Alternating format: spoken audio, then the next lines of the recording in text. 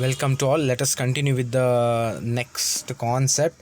So it is nothing but creating a multi-level hierarchy. So inheritance, actually, in this concept, inheritance concept, so inheritance involves an object acquiring the properties and behavior of another object. Okay, so when you go for inheritance concept, usually you are actually imbibing or acquiring the properties of another object at that time. Okay, so basically using inheritance can extend the functionality of the class by creating new class that builds on the previous class by inheriting it. So you just don't go for the just statements. The ultimate meaning is when you have some properties in a particular class, if you extend or if you create one more class which inherits the properties of the main class, then definitely that means whatever the properties, it may be a method, it may be variables, or it may be anything, or values, or anything. So it automatically it is going to inherit the those functionalities or properties, until and unless you did not specify a particular access specifier. You should remember that as well. Okay, multi-level inheritance is when a class inherits the class which inherits another class. So it is something like one class, if it is inheriting another class, then it is usually say multi-level inheritance. Okay, an example of this is class C inherits class B, and class B in turn inherits class C. So something examples they are just trying to say, so we will see the example directly.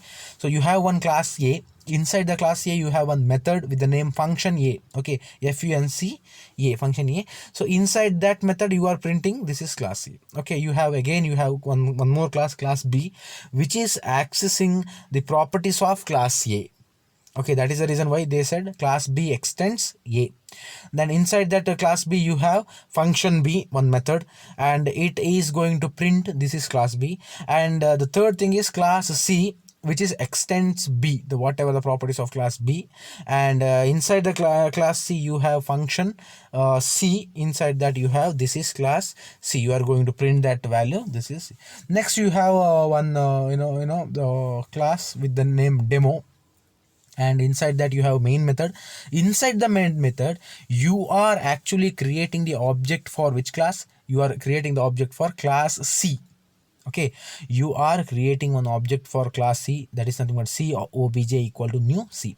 Okay, now using that object, class C object, you are trying to call function A, function B, and function C. Is it possible? Yes, it is possible. Why? Because class A is the base class or root class. The class B extends the properties of class A, and class C extends the properties of class B. So that is the reason why if you create the object for class C, then that object has the capacity to access A and B as well. Okay, until and unless you provide the private access specifiers. If you are providing private as an access specifier for these methods, then you are not able to access. Otherwise you can. Okay, so this is the example for creating the multi-level hierarchy, when you have multi-level of hierarchy. Next, when constructors are called, so when you are going to use the constructor, some informations they have given here. So for example, given a subclass B and a superclass called A, A's constructor called before B's, or vice versa. So there is a question they are asking, which constructor will be called. The answer is that in a class hierarchy, constructors are called in order of derivation. So in what way the classes are derived, at that at that order the constructors will be called. Okay, from superclass to subclass. So further, since the super must be the first statement executed in the subclass constructor, this order is the same whether or not super is used. Okay, so if you are even though you are using super or you are not using the super, so the statement has to be in the proper position. If super is not used, then the default or parameter less constructor of each superclass will be executed. So once the object is created, whatever it may be the thing, but in that particular order only it will get executed. So we will see this example, then we will get the better idea. So you have one class called A. Inside the class A you have default constructor A. That default constructor will print inside A's constructor. That statement will be printed on the monitor. Next, class B, you have one more class B. Class B extends class A. That means A's properties will be extended to class B. Again you have B constructor, default constructor. Inside the B constructor, what you have? You are printing that inside inside B's constructor. That statement will be printed on the monitor. Next you have again class C. That class C extends class B, and inside the class C you have C constructor, default constructor, that will print inside C's constructor. Next you have one class called calling cons or calling constructors. Inside that you have one main method. Inside the main method you are creating the object for C. That's it. You are not using any code. The program is finished here. Now if you are doing this, what happens? So by default the control will go for class C object, isn't it? That class C object you have created means by default that C constructor will be called. When control goes to C constructor, what happens? The B is being C is extended by B, isn't it? Though C class inherit the properties of class B, the control will go to B class. Now B class is extended by A, so class B extends the properties of class A, the control will go to A. So what will be the first thing will be called, or how exactly this output will be? So output will be like inside A's constructor, inside B's constructor, and inside C's constructor. In this order output you will get. Why? You are creating the object for only class C, but all these classes are extended by the base class, isn't it? It is it is something like you are going up with the stairs. It is not like you from C B A like that. The control will go like that, and from A all the output will be printed. So I request you to execute these two programs, okay, the previous program and this program. You will get the better idea. So you will get the actual idea of hierarchy as well as constructor. So when you are going to call the constructor, when you have multiple hierarchies. Okay, so this example will be this is example for the constructor, how exactly they behave. Okay, so this is the concept. Next, referencing subclass object with the subclass versus superclass reference. So how exactly this reference concept work with respect to subclass objects. Okay, so in Java inheritance, some of the basic rules include. So some of the basic rules you have to keep in your mind. So object relation of superclass or parent class to subclass or child class exists, while child to parent object relation never exists. So whenever you create the object, so child to parent object relationship will not be there, because you are extending the properties of parent to child. Okay, this is the one thing you have to remember. This means that reference of parent class could hold the child object, while child reference could not hold the parent object. That is not possible. From child to parent it is not that easy, but parent to child it is okay, because you are inheriting the properties of class parent class. That is the reason why this rule holds good. Now, second thing, in case of overriding of non-static method, the runtime object would evaluate that which method would be executed of subclass or of superclass. So whenever you are going for non-static method, so that is what is the difference, static and non-static method? So when you go for static method, you should not require, or you need not require to create the object directly using the class name followed by dot operator. You can access the static methods. But when you go for non-static methods, then you have to think about the object also. But in this case you are talking about overriding. Okay, now what is the difference between overloading and overriding? I want you to list out. But overriding concept in the coming slides I will just explain the concept of overriding. But overloading you have already seen. Now I want everyone to list out the difference between overloading and overriding. So this is one of the important aspect as well to see the difference. Okay, now next would be evaluated.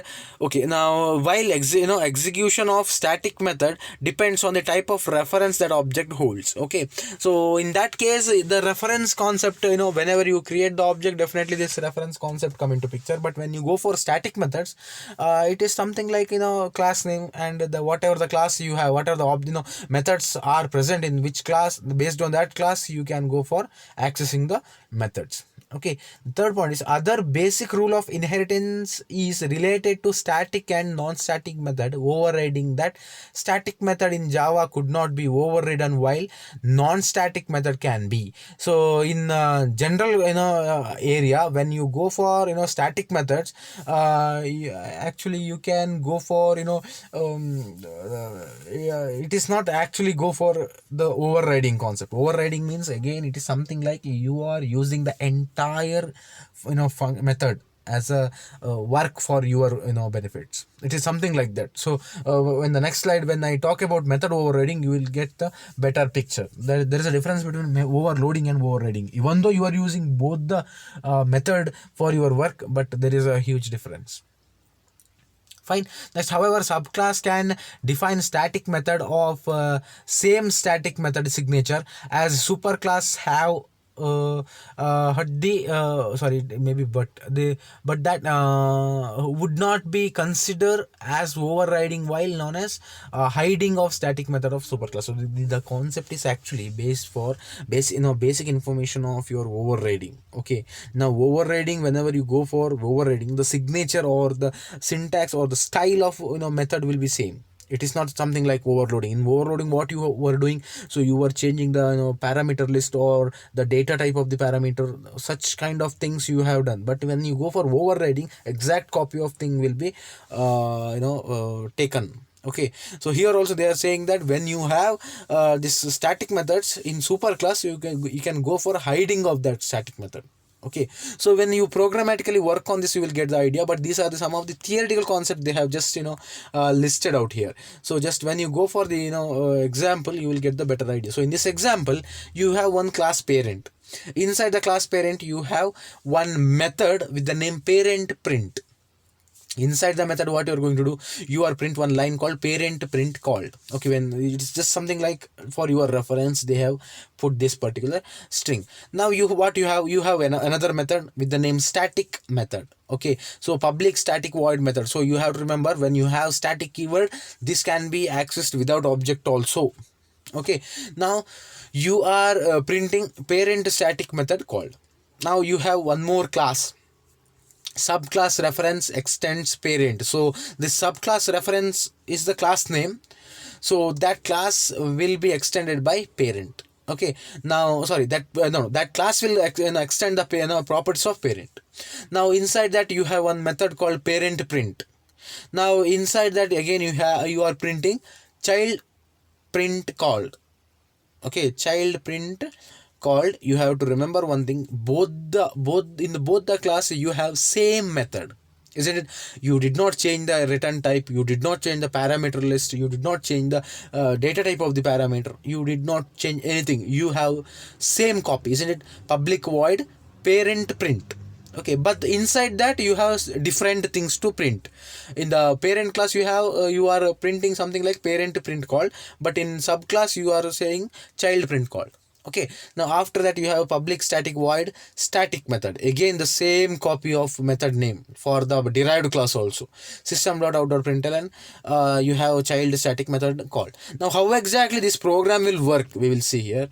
So you have one public static void main method also inside that class only, and after that, subclass reference. So if you are going for subclass reference invalid equal to new parent, this will be the type mismatch, cannot convert the parent to subclass reference. Why? Because you are trying to get the reference of what parent class, isn't it? You cannot do that, because if you want to create the object for parent class, then parent class name has to be given, not just a subclass reference. If you are going for subclass reference class object for that class, then you have to go for subclass reference space invalid equal to new subclass reference itself. Okay, this is one thing. The next thing is, see, parent obj equal to new subclass reference. This is possible. Why? Because parent class has the accessibility to child class, not from child class to parent class. That is a thing I have just discussed in a previous slide, isn't it? From parent class to child class, creating the reference is possible, but not from child class to parent class. That is one rule you have to remember. Okay, now, okay, obj or the object name, that obj dot parent print, what happens here? So when you go for obj dot parent print, method of subclass would execute as subclass object at runtime. At that particular time, which object is on runtime? So subclass reference, that is nothing but subclass reference classes object is in at runtime. So method of subclass will be executed. So method of subclass is nothing but child print called, isn't it? That will be printed. Next, what you are going to do, you are going for obj dot static method. Which method will be called? The method of superclass would be executed. as a reference of superclass. Why that particular thing will be called? Because when you have non-static method, no sorry, when you have static method, the reference will be called for superclass itself, not from the child class. Now what you are going to do, you are going to create one more method, sorry, one more object, parent hyphen sorry space obj1 equal to new parent. Again you are creating the object for parent class. Now using that, what you are going to do, you are calling obj1 dot parent print. Now method of superclass would execute as superclass object at runtime. How this superclass object is at runtime? Because what was the previous thing? Previous thing was to create the superclass, that the method called from the superclass, isn't it? That means at the runtime, which thing is present now? Superclass reference is present. So that parent print will print the superclass thing. That is nothing but parent print call that will be executed. Next, after that, what you're going to do, obj1 dot static method, again superclass, because the previous execution of a thing, or the execution from the superclass, isn't it? So that superclass reference also at that particular time, it will be at the runtime. So again, so obj1 dot static method also print the superclass. Okay, because that reference of that will be at the runtime. That is the reason. Okay, now next, what you are going to do, you are creating the object for subclass. That is nothing but subclass reference space obj3 equal to new subclass reference. What happens here? Obj3 dot parent print means now subclass would be executed, because subclass object, that object will be at runtime, because freshly you have created, isn't it? You have created the object for subclass. Now again subclass dot static method, again you are invoking the subclass itself, the what you say, method of subclass. Okay, that is nothing but the child static method called, that will be printed. So I request you to execute this, so you will see the difference between the reference passing, isn't it? So one thing is, you cannot create the reference from child to parent. Parent to child is possible, not from child to parent. Then when the references are at runtime, the same classes will be taken for the consideration. That you have to remember. So I request you to execute this program also. You will see the idea, you will get the idea, and when you see the output, you will see the control flow of that particular thing. So this is one thing. Next you have method overriding, method overriding. Okay, so this concept I just was trying to say, when method in a subclass has the same name and type signature as a method of superclass. That is the reason why I said it is not like overloading. Here in overriding means ditto copy, entire thing will be taken for your work. Okay, then the method in the subclass is said to be override the method of superclass. When an overridden method is called from within a subclass, it will always refer to the version of that method defined by the subclass. So you have to remember. So when you go for overriding method, from the within the subclass, if you are going for, then the version of that method is defined by the subclass itself. Whatever the version or whatever the code you require, that will be written within the subclass itself. So you can go for this example. So it is nothing but class A. So wait a minute. Oh yes, class A. So you inside the class A, you have int ij. You have two variables or data members. So inside that you have one constructor A. So which will take the parameters again int A and int B. Inside that you are assigning A value to I and B value to J. So this is nothing but a class A. Next, what happens after that, you have one show method which will display I and J. Inside the show method, what you are going to do, you are going for system.out.println and you are printing the values of I and J. Now you have one more class called B, class B, which will extends A value, A class. Okay, whatever the properties of A, that will be extended to B. So you have one int k, you have one variable called int k. Now int k, after int k, what you are going to do, you are using one constructor which will take three parameters A, B and C. And what you are going to do, you are using super keyword to pass the values of A and B to class A constructor. Fine. Now once you pass it, class A constructor will take that A and B value. Okay, next C will be assigned to K. Okay, now again you have one show method. You have to see here, you have both void show method without changing the name, but inside that you are printing K value. Now what you are saying, what you are doing here class B is overriding the method which is present in class A, that is with the name show, that show method. Okay, now you have one class called class override. Inside that you have main method. Inside the main method you are creating the object for B class. Now whenever you create the B class object, by default you are calling the constructor of B class. Now to that constructor you are passing 1 2 3, so that 1 2 3 will sit in B constructor's parameter, that is nothing but int A comma int B comma int C. You have, right? In that A will be 1, B will be 2, C will be 3.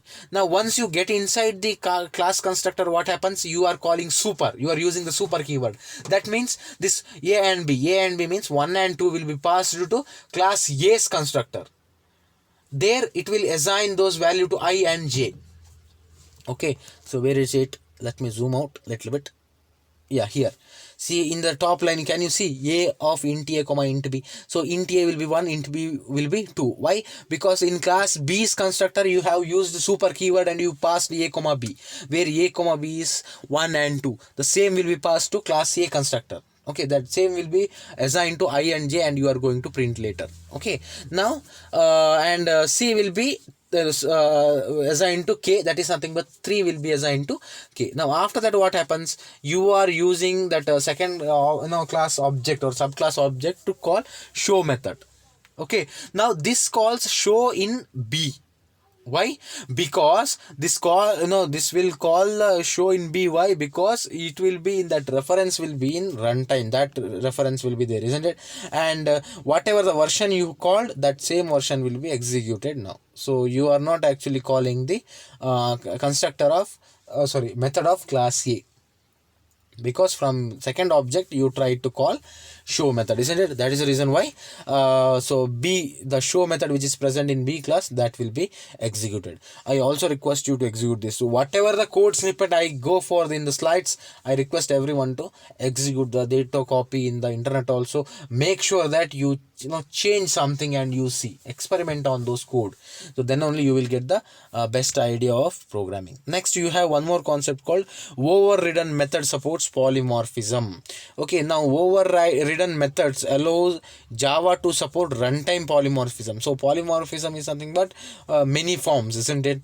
Multiple forms, you can see. Polymorphism is essential to object-oriented programming for one reason. It allows a general class to specify methods that will be common to all its derivative. Okay, while allowing subclass to define the specific implementation of some or all those methods. So based on the implementation concept, you can make use of polymorphism concept. Next, overridden methods are another way that Java implements one interface multiple methods aspect of polymorphism. So using overriding concept also you can achieve one interface multiple methods. Okay, that concept can be used. So that is also one of the aspect of polymorphism. Okay, next you have one class. You can just go for the example itself. So what are the example you have? So here you have one class called figure. Inside that you have two dimensions or the variables, dimension 1 and dimension 2 of type double. After that you have one constructor which will take two parameters A and B. The same A and B is assigned to dim1 and dim2, or dimension 1 and dimension 2.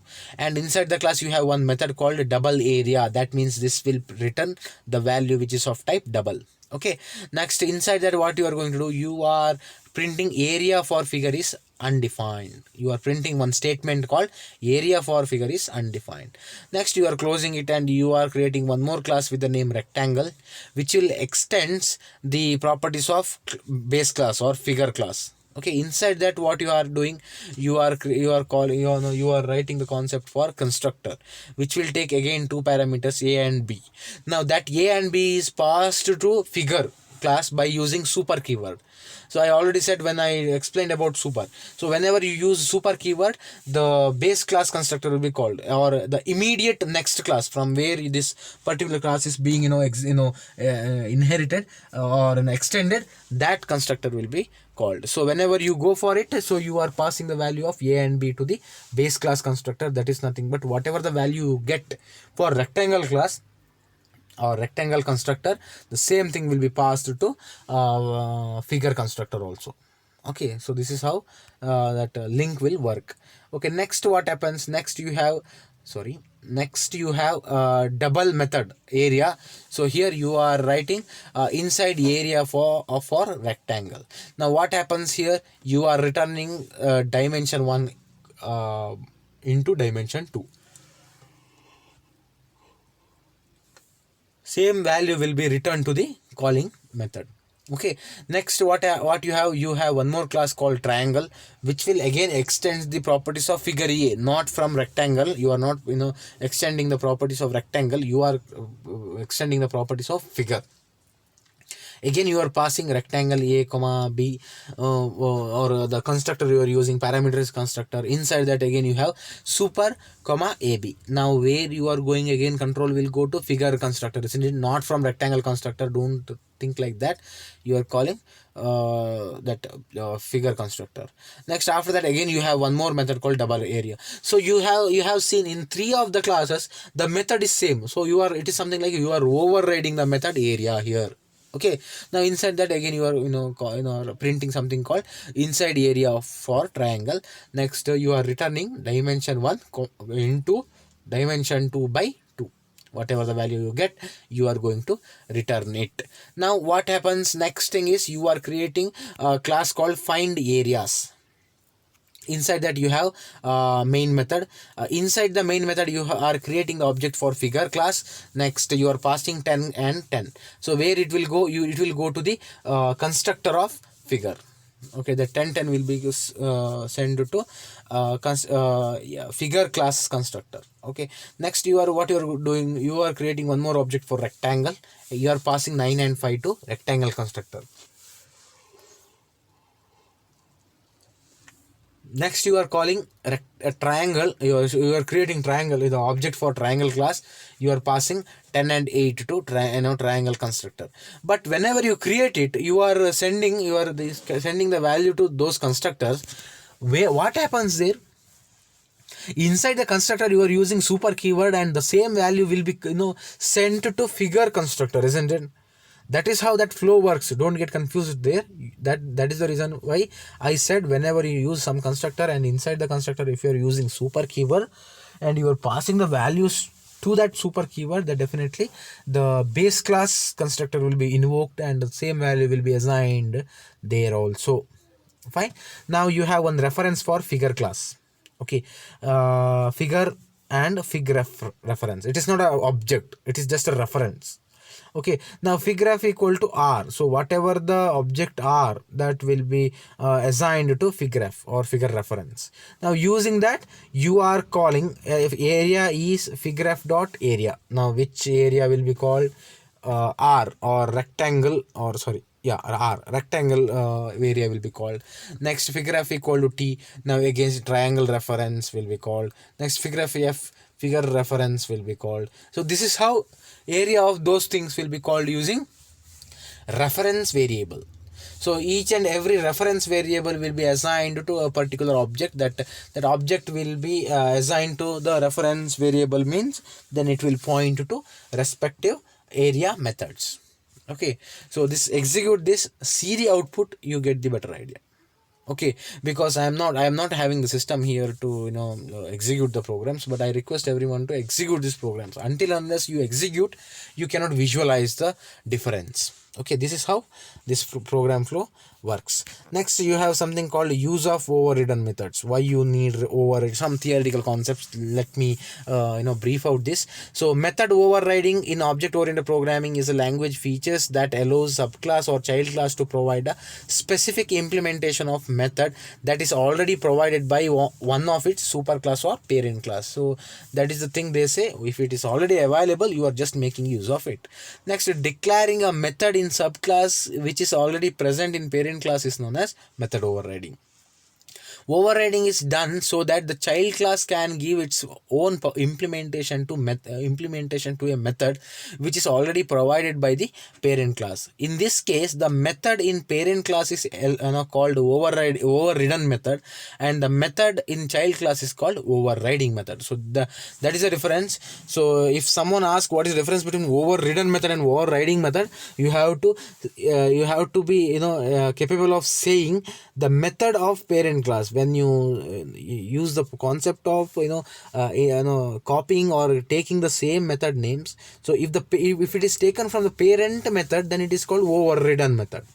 Okay, now in the base class or in the child class, if you are taking that method in the child class, from the perspective of child class, we say it is a overriding method. But in the perspective of from the perspective of parent class, we are saying that method is overridden, something like that. Okay, that is the main thing. Now, advantage of method overriding, we will see what is the usage of or advantage of method overriding. The main advantage of method overriding is that the class can give its own specific implementation to inherited method without even modifying the parent class code. So even though some classes code is different in the parent class, it doesn't matter at all when you go for overriding things. Okay, separate implementation code can be possible. Whatever the implementation code you have in the parent class need not be same, or you should not be writing the same thing in the child class also. You can go for anything, but that is the main advantage actually. Okay, so you cannot find this kind of concepts in overloading, isn't it? In overloading, either you have to change the parameter list or data type or return type, but here it is same. You can have the ditto copy of whatever the method you have in the parent class. Next thing is, this is helpful when a class has several child classes. Okay, if one child class needs to use the parent class method, it can use it, and the other class that want to have different implementation can use overriding feature to make changes without touching the parent class code. That also possible. So when you have this particular overriding concept, you don't need to actually go for the particular parent class code for the changing. You can directly make use of these class concepts. Okay, overriding, that method concepts. Okay, these are the some of the advantages of method overriding. Next, you have some rules for overriding in Java. Let me list out some. So argument list. Okay, argument list of overriding method must match the overridden method. So the data type of the argument and sequence should be exactly matched. That is the reason I said whatever you have, however you have in the parent method, ditto copy has to be there with respect to child class also. It may be with respect to data type or method or parameter list. You don't need to change. You should not change. It is not like you don't need to change. You should not change. Then only you can say it is overridden. Okay, now access modifiers in the overriding method cannot be more restrictive than the overridden method of parent class. So here it comes when you have public and protected, it is okay. When you have private, or if you want to make it as a private in the child class, then it is not possible. For example, if the access modifier of a parent class method is public, then overriding method cannot have private. This is what I was just trying to say. Private, protected, and default access modifiers, because all these three access modifiers are more restrictive than public. Okay, but if you have protected method, then you can go for public in the base child class. That is possible, but it should not be more restrictive. That is the thing. Okay, for example, this is not allowed as a child class. Display method is more restrictive than the base class. That is one example they have given. Okay, next, private, static, and final methods cannot be overridden as they are local to the class. You have to remember this. Private, static, and final methods cannot be overridden. However, static methods can be redeclared in the subclass. In this case, the subclass method would act differently and will have nothing to do with the same static method of parent class. So that is one thing they said. But majorly you have to remember, private, static, and final methods cannot be overridden.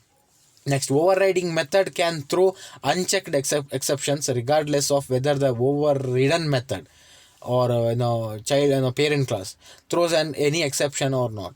However, the overriding method should not throw checked exception that are new or broader than the ones declared by the overridden method.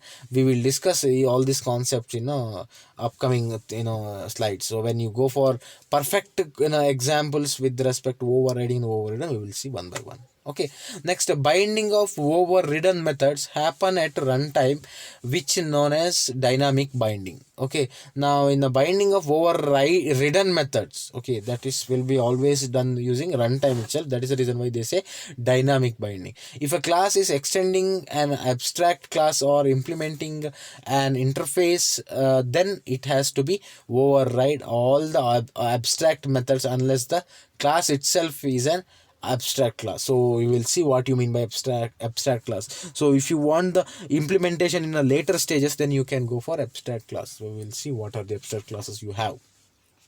Okay, so these are the some of the rules which you have to understand. Now you have one concept called abstract class. So there are situations in which you will want to define a superclass that declares the structure of a given abstraction without providing the complete implementation of every method. So here the abstract class means when you have something, some methods or some classes where you need some structure, but you don't need the implementation. At that time you can go for abstract thing. Okay, that means that can be used for future purpose also. See, if the structure is same but implementation is different, then definitely you can make use of it, isn't it?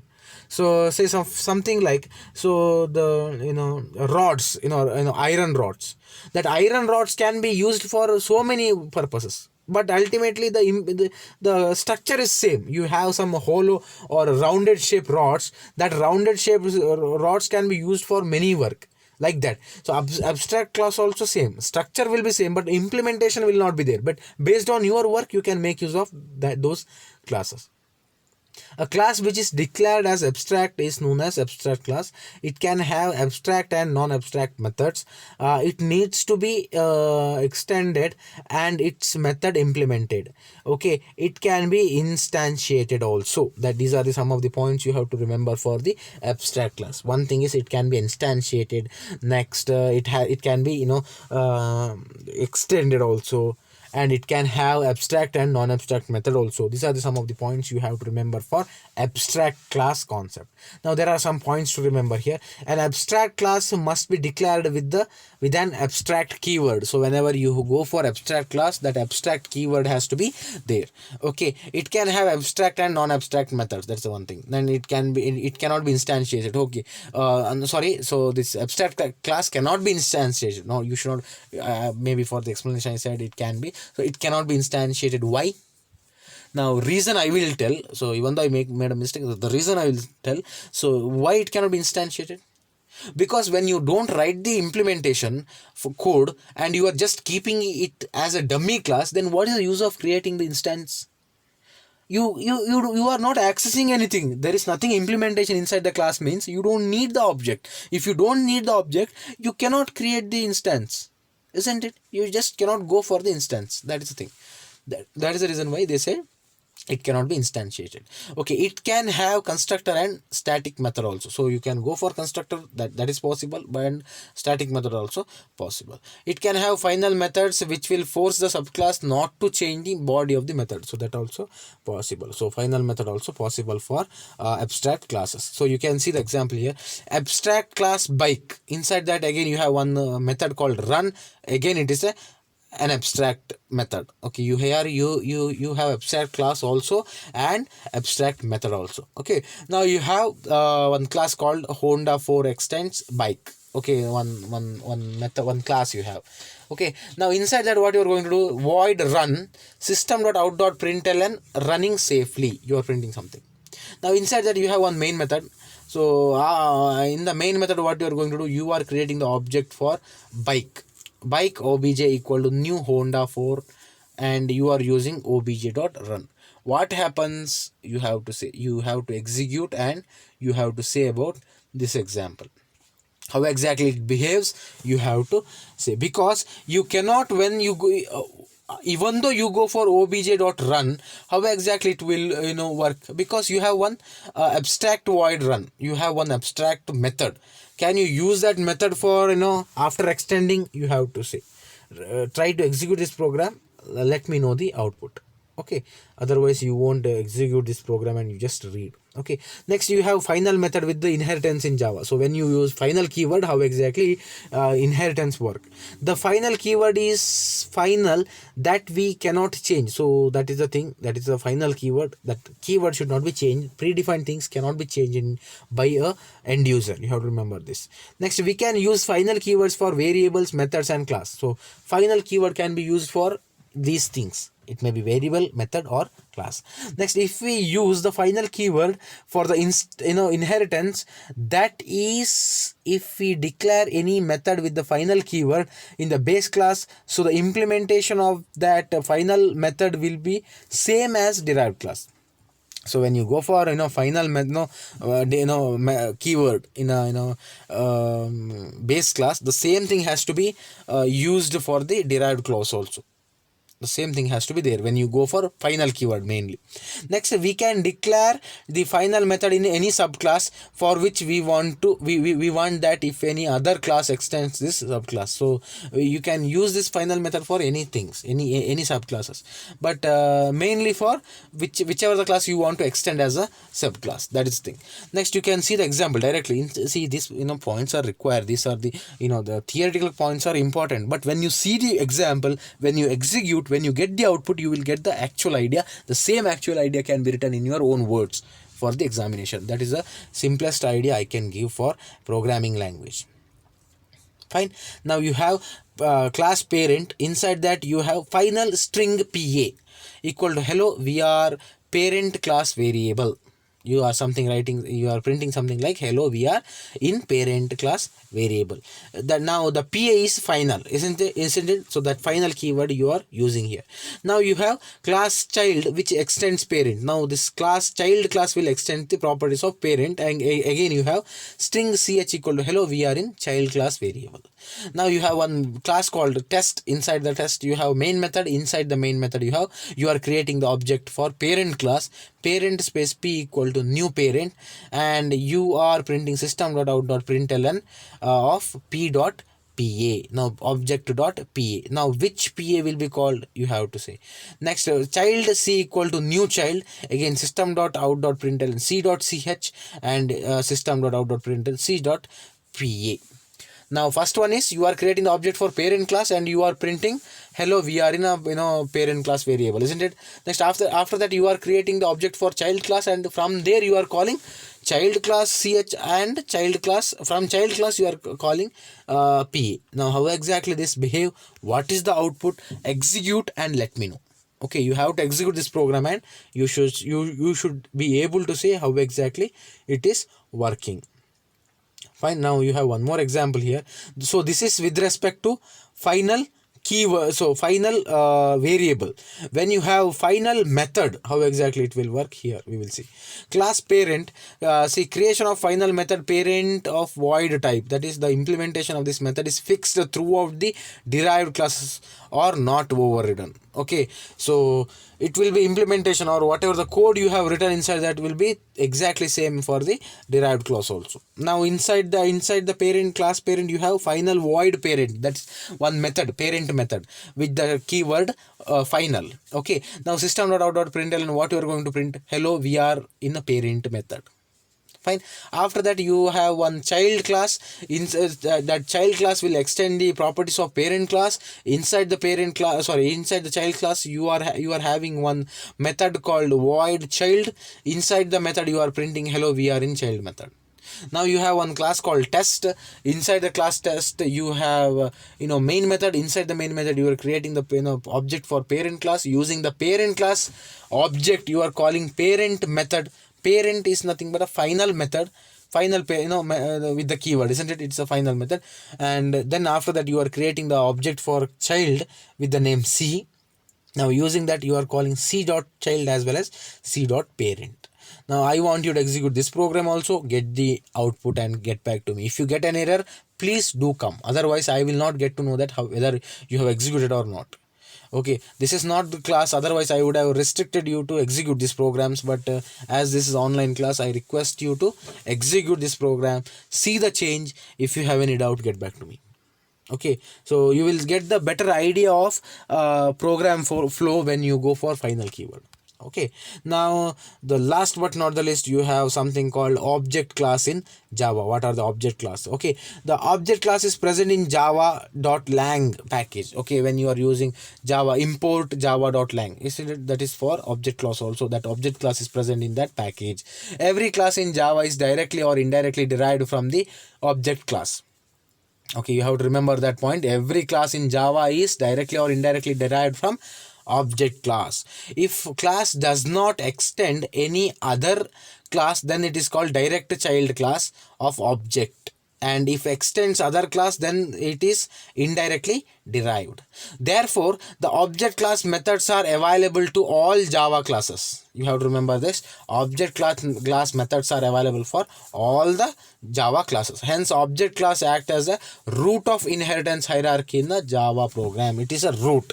Now, if someone asks what is the root class, then it is, you have to say object class is the root for all the classes. Okay.